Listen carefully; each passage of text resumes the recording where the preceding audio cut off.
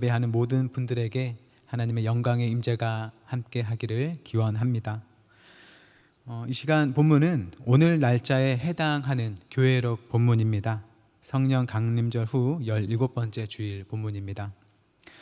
본문은 예수님께서 두 번째로 주님의 죽음과 부활에 대해서 예고하신 이야기로 시작합니다.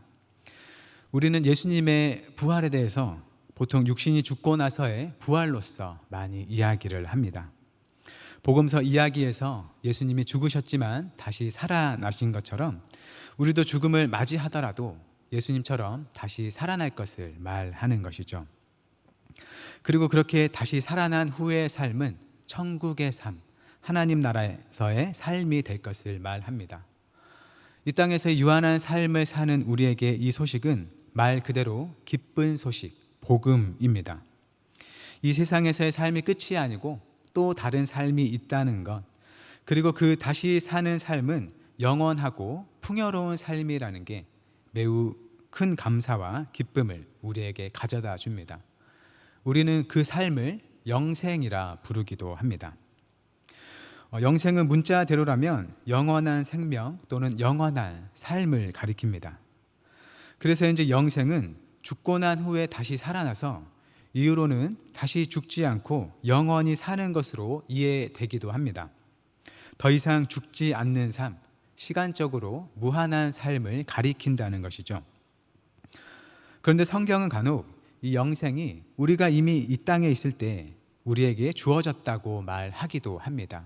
요한복음 5장 24절입니다. 내가 진실로 진실로 너희에게 이르노니 내 말을 듣고 또 나 보내신 이를 믿는 자는 영생을 얻었고 심판에 이르지 아니하나니 사망에서 생명으로 옮겨느니라. 예수님을 믿는 사람은 이미 영생을 얻었다고 표현하면서 그는 이미 영원한 생명을 가지고 있다고 말합니다. 우리는 이 땅을 살면서 결국 죽음을 경험하지만 그럼에도 성경은 우리가 이미 영생을 가지고 있다고 말하는 것이죠. 또 에베소서를 보면 하나님을 모르고 살았을 때의 옛 생명이 아니라 새로운 생명으로 살아가라는 그런 의미의 말을 하기도 합니다. 에베소서 4장 22절부터 24절까지 말씀입니다. 너희는 유혹의 욕심을 따라 썩어져가는 구습을 좇는 옛 사람을 벗어버리고 오직 심령으로 새롭게 되어 하나님을 따라 의와 진리의 거룩함으로 지으심을 받은 새 사람을 입으라. 이런 말씀을 볼 때 하나님께서 우리에게 주시는 새로운 생명, 영생, 이 부활의 삶이란 단지 죽고 나서 다시 살아난 후의 삶을 말할 뿐만 아니라 이 땅에 살 때 이미 우리에게 주어진 새로운 삶을 말하기도 한다는 걸 생각할 수 있습니다. 그것은 방금 에베소서 말씀에서 본 것처럼 믿음대로 살지 않을 때 그 옛 사람의 삶과 공존하는 새로운 사람으로서의 삶입니다. 즉 죽고 나서의 부활의 삶 이전에 이 땅에서의 부활의 삶을 말한다는 것이죠. 그 삶이 어떤 것인지 이 시간 본문에 예수님과 제자들의 이야기에서 그 한 면을 볼 수 있습니다. 예수님께서 제자들에게 자신의 죽음과 부활에 대해서 말씀하셨습니다. 30절과 31절입니다. 그곳을 떠나 갈릴리 가운데로 지날새 예수께서 아무에게도 알리고자 아니하시니 이는 제자들을 가르치시며 또 인자가 사람들의 손에 넘기워 죽임을 당하고 죽은 지 3일 만에 살아나리라는 것을 말씀하시는 연고더라. 예수님은 자신이 사람들의 손에 넘어가고 사람들에게 죽임을 당하지만 3일 후에 다시 살아나실 것을 말씀하십니다. 하지만 이 말씀에 대해서 다른 사람들에게 알리기를 원하지 않으셨죠. 왜냐하면 분명 사람들은 예수님의 이 말씀을 받아들이지 못할 뿐만 아니라 또 이 말씀에 대해서 오해할 수 있기도 때문입니다. 예수님은 사역을 시작하신 후에 사람들 사이에서 병을 고치고 또 귀신을 내쫓는 등 여러 능력을 보였기 때문에 사람들은 예수님께 기대가 많았습니다. 예수님은 방금 전만 해도 제자들은 쫓아내지 못했던 한 아이에게 들린 귀신을 쫓아내셨습니다. 그렇게 사람들이 예수님께 기대가 많은데 예수님의 죽음이란 그것과는 전혀 어울리지 않는 말씀이기 때문입니다. 받아들이지 못하는 것이겠죠. 이것은 제자들도 마찬가지였습니다. 32절이 이렇게 말합니다. 그러나 제자들은 이 말씀을 깨닫지 못하고 묻기도 무서워하더라. 제자들은 예수님이 지금 무슨 말씀을 하시는 건지 깨닫지 못했습니다. 그리고 그걸 묻는 것조차도 무서워했습니다. 이 제자들이 예수님의 말씀을 깨닫지 못했다는 건 아마 예수님 말씀의 표면적인 의미, 그 문자적인 의미 자체를 몰랐던 것은 아닐 것입니다. 이미 예수님께서는 전에 제자들에게 예수님께서 죽을 것을 그리고 다시 살아날 것을 한번 말씀하셨습니다. 그리고 베드로는 그 말씀을 듣고서 그렇게 돼서는 안 된다고 항의를 한 적이 있었죠. 즉 예수님은 지금 죽어서는 안 된다고 말했던 것입니다. 그래서 이 제자들은 예수님께서 죽음에 대해서 말씀하신다는 것은 이해하고 있었습니다. 제자들이 깨닫지 못했다는 것은 그 예수님의 죽음의 진정한 의미를 깨닫지 못했다는 것이죠.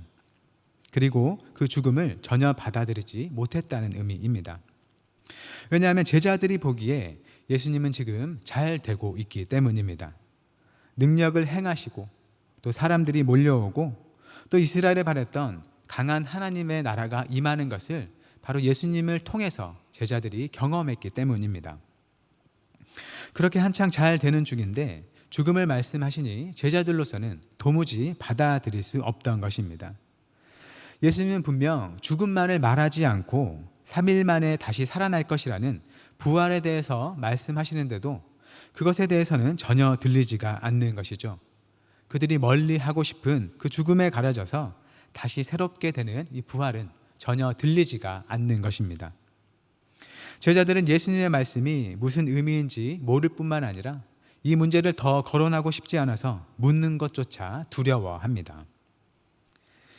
예수님이 말씀하시는 죽음은 제자들이 생각하는 단순한 죽음이 아니라 부활로 이어지는 죽음입니다. 예수님이 말씀하시는 이 부활은 죽음에서 시작되는 새로운 삶, 하나님께서 주시는 충만한 의미의 삶입니다. 예수님께서 처음으로 죽음과 부활에 대해서 말씀하셨을 때 베드로가 그러면 안 된다고 항의했습니다. 그때 예수님께서 베드로를 꾸짖으며 이렇게 말씀하셨습니다. 마가복음 8장 33절입니다. 예수께서 돌이키사 제자들을 보시며 베드로를 꾸짖어 가라사대 사단아 내 뒤로 물러가라 내가 하나님의 일을 생각하지 아니하고 도리어 사람의 일을 생각하는도다 하시고, 예수님은 예수님의 죽음에 대해서 하나님의 일로 생각하는 것과 사람의 일로 생각하는 것에 대해 말씀하십니다. 예수님의 이 죽음을 사람의 일로 생각하는 것은 죽음을 그저 죽음으로 끝나는 것으로 받아들이는 겁니다.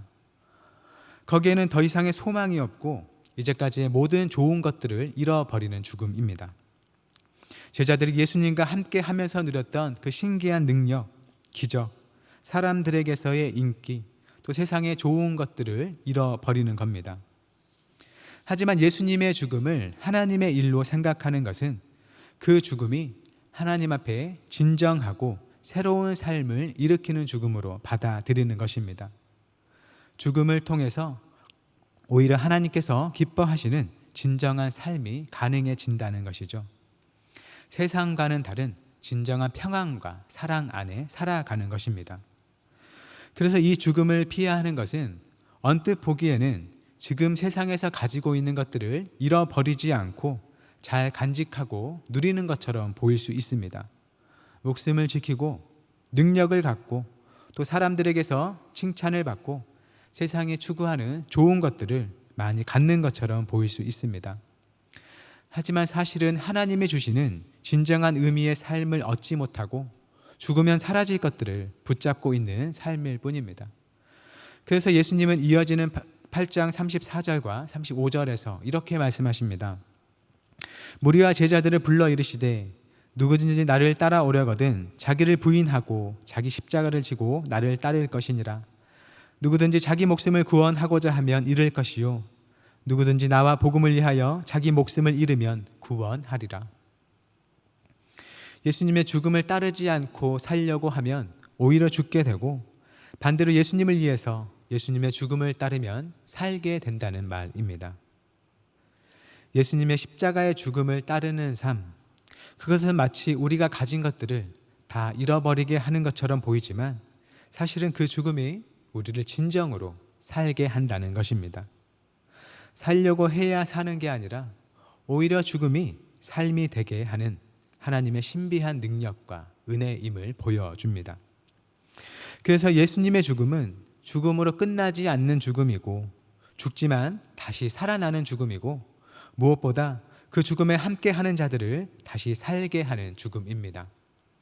겉으로 보기에는 단지 연약한 죽음이지만 그 안에 하나님이 주시는 진정한 생명을 갖고 있는 죽음입니다. 마가복음에서 예수님은 3번에 걸쳐서 예수님의 죽음과 부활에 대해 예고하십니다. 8장과 9장과 10장에 한 번씩 등장합니다. 그런데 예수님의 죽음과 부활을 말씀하실 때마다 뒤이어 나오는 예수님의 그 가르침은 모두 우리의 일반적인 생각과는 전혀 다른 것들입니다. 8장에서는 죽는 것이 사는 것이라 말씀하시고 또 9장에서는 꼴찌가 첫째라고 말씀하시고 10장에서는 섬기는 자가 높은 사람이라고 말씀하십니다. 사람들이 피하고 싶어하고 또 되지 않으려고 하고 또 하지 않으려고 하는 것들이 사실은 하나님 앞에 가장 귀하고 중요하고 위대한 것이라고 가르치시는 겁니다. 예수님의 이 가르치심을 통해서 예수님의 죽음은 곧 참된 생명이라는 것을 가르쳐 주시는 겁니다.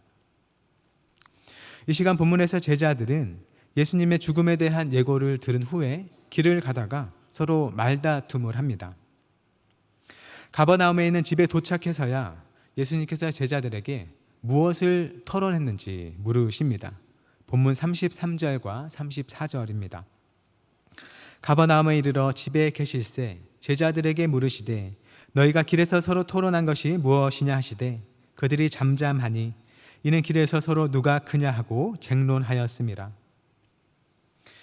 예수님이 죽음과 부활에 대해 말씀하셨을 때 제자들은 잘 이해하지 못했어도 그것에 대해 서로 이야기하지 않았습니다. 그것은 그들의 관심 밖의 일이었던 것이죠. 하지만 그들 중 누가 가장 큰지에 대해서는 서로 다툴 정도로 많은 관심을 갖고 이야기를 했습니다. 제자들의 관심은 그들 중 누가 가장 크냐에 있었습니다. 당시 제자들은 그들 스스로 볼 때 현재 매우 잘 되고 있던 상황이었습니다. 세상이 바라는 그리스도로 여겨지는 예수님과 함께 하면서 귀신을 쫓기도 하고 또 병도 고치고 예수님께서 일으키시는 신기한 기적도 보고 또 사람들이 예수님과 또 자기들에게 몰려오는 것을 보면서 자신들이 매우 잘 되고 있다고 느끼고 있었습니다. 제자들은 지금의 상황이 매우 좋았고 또 더 잘 되고 싶고 더 잘 살고 싶은 마음을 가졌습니다. 더 잘 산다는 것은 어떤 정해진 기준만 맞추면 되는 게 아니라 다른 사람보다 더 잘 돼야 더 잘 살아야 되는 것이었습니다. 예를 들어서 우리나라 돈으로 그 액수로 10억이라면 매우 큰 액수지만 만약 다른 사람들 모두가 똑같이 10억을 갖고 있다면 내가 10억을 갖고 있다고 해서 잘 사는 게 아닌 게 되죠. 내가 10억보다 훨씬 적은 100만 원만 갖고 있어도 만약 남들 모두가 10만 원만 갖고 있다면 나는 매우 잘 사는 것으로 느껴질 것입니다. 무언가를 많이 가지고 있다는 것, 높은 위치에 있다는 것은 남들과 비교했을 때 느끼게 되는 것입니다. 제자들은 그렇게 겉으로 볼 때 잘 되는 것 자체에 큰 의미를 부여했고 그렇게 잘 되는 것을 좇았습니다. 예수님의 죽음을 만류하려 했고 서로가 더 잘나고 싶어 했고 서로 더 큰 자가 되고 싶어 했습니다. 우리도 우리가 주님께 드리는 기도를 잘 들여다보면 이런 점들이 없진 않을 것 같습니다. 결국은 남보다 더 잘 돼야 잘 살 수 있는 그런 세상 속에 살다 보니 능력의 하나님, 우리 아버지 되시는 하나님께 간구하는 그 내용도 그에 따라서 남보다 더 잘 되기를 구하게 되는 게 어쩌면 우리에게 자연스러울 수 있습니다. 예수님의 제자들도 그러한 생각을 갖고 있었던 것이죠. 예수님께서 이런 제자들의 다툼을 잘 아시고 누가 큰지에 대한 가르침을 주십니다. 35절입니다. 예수께서 앉으사 12 제자를 불러서 이르시되 누구든지 첫째가 되고자 하면 무 사람의 끝이 되며 무 사람을 섬기는 자가 되어야 하리라 하시고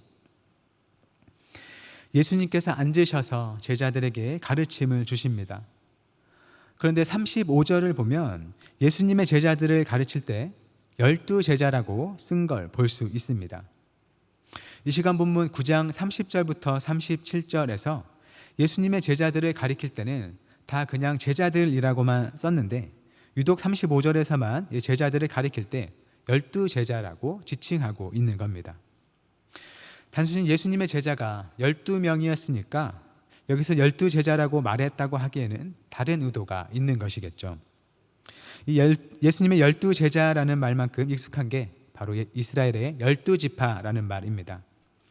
이 성경에서 12이라는 숫자는 바로 구약의 12지파를 상징하고 이 12지파는 바로 이스라엘, 하나님의 백성을 가리킵니다.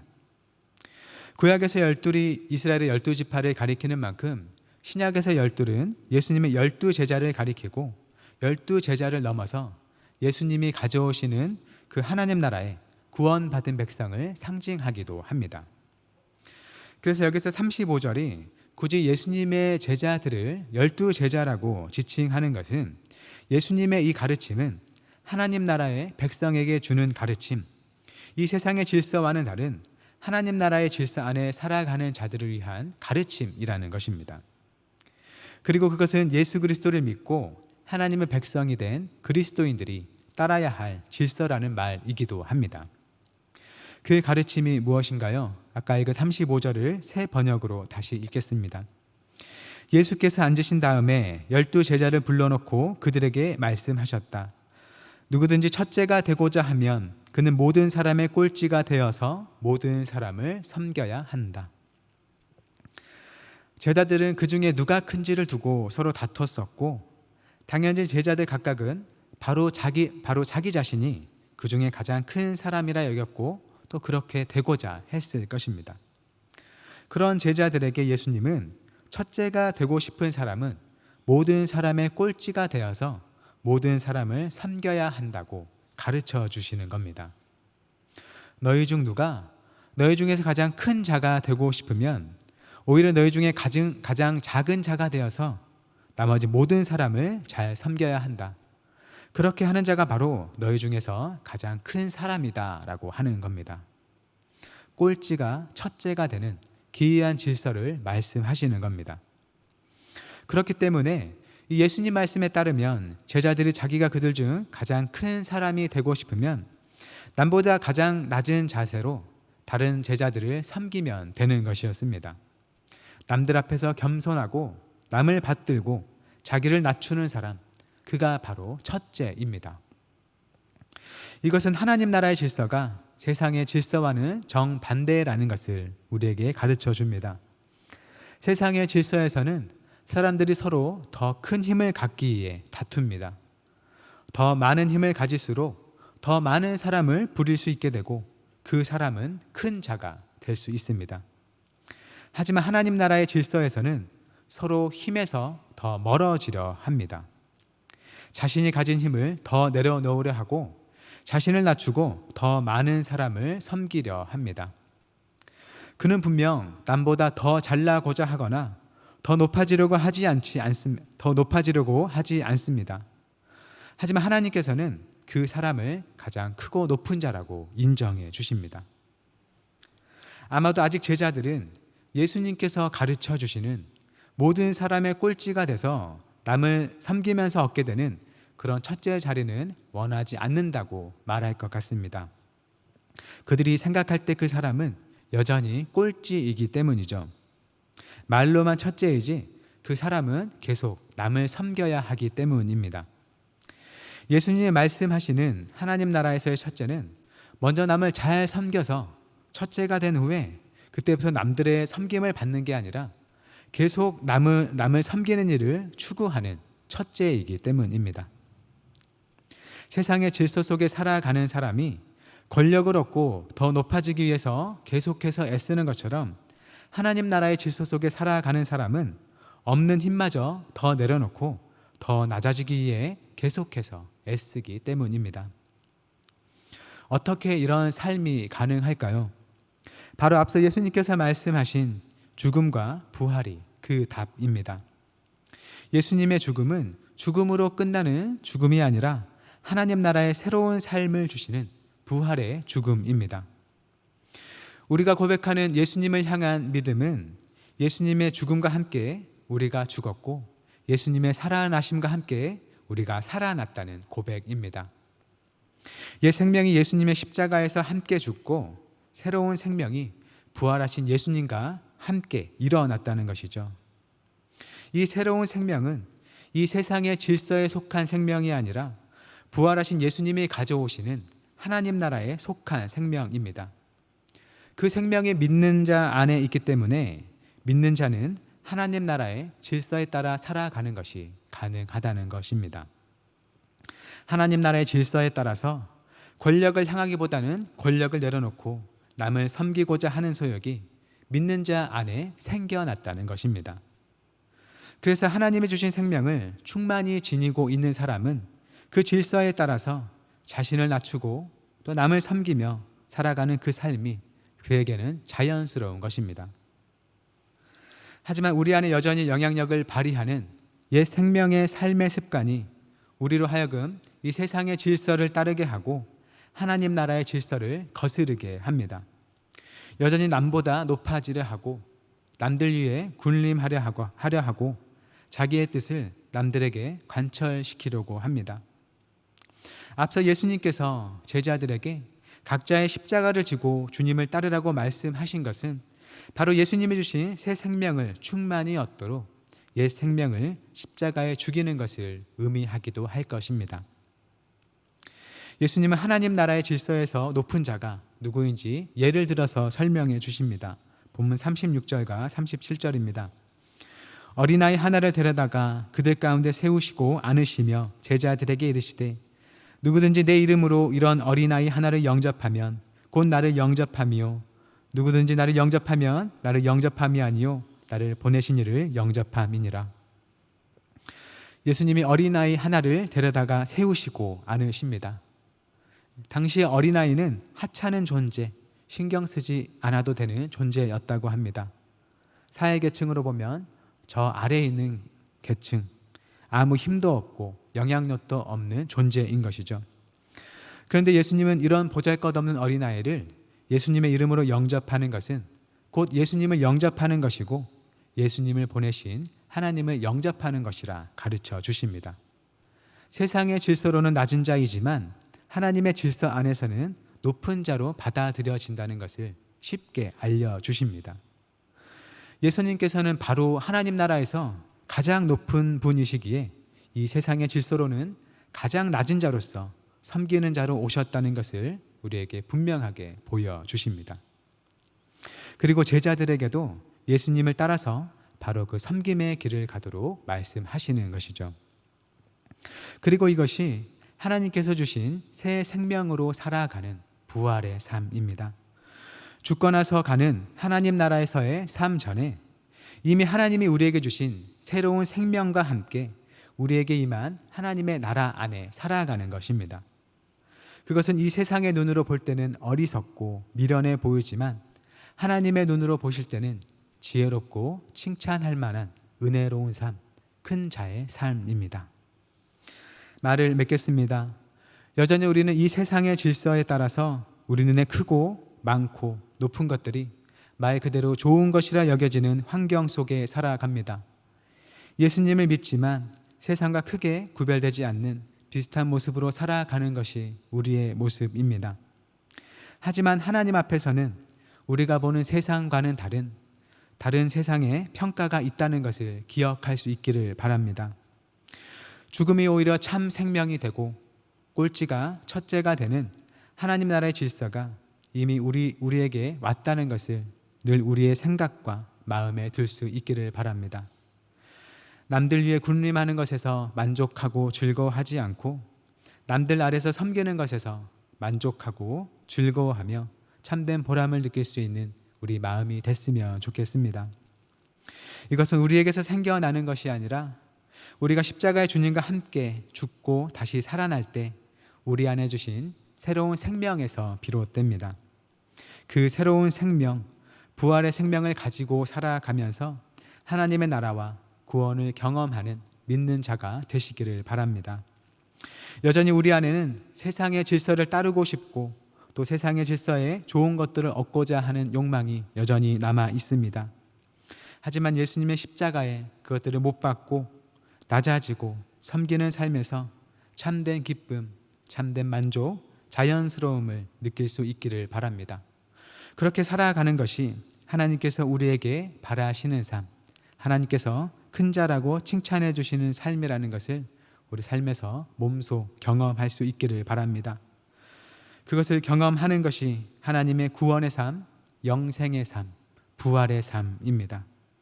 세상이 아닌 하나님 나라에 속한 자로서의 삶을 살면서 자녀로서의 큰 기쁨을 누리며 하나님께 영광 돌리는 모든 한영교회 성도님들이 되시기를 주님의 이름으로 축원합니다. 끝으로 담임 목사님께서 여전히 어려운 상태에 계시는 걸 모두 알고 계실 겁니다.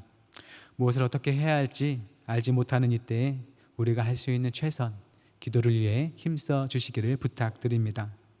명절 연휴를 보내시면서도 때때로 목사님의 회복과 건강, 그리고 사랑하는 가족들의 건강과 마음을 위해서 기도해 주시기를 바랍니다.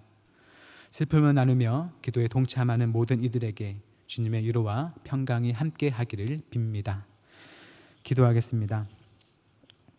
사랑의 하나님, 우리가 보고 판단하는 이 세상의 질서가 아닌 하나님께서 보고 판단하시는 하나님의 질서가 있음을 믿습니다. 우리가 주님 주시는 새 생명을 가졌기에 이 세상이 아닌 하나님 나라에 속한 자임을 알고 하나님 나라의 질서에 따라 살아가도록 인도하옵소서.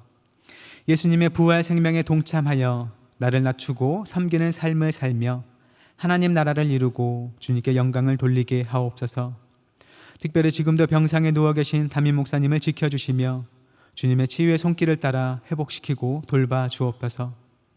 사랑하는 가족들의 마음과 건강을 지켜주시며 하나님의 위로가 넘치게 하옵소서.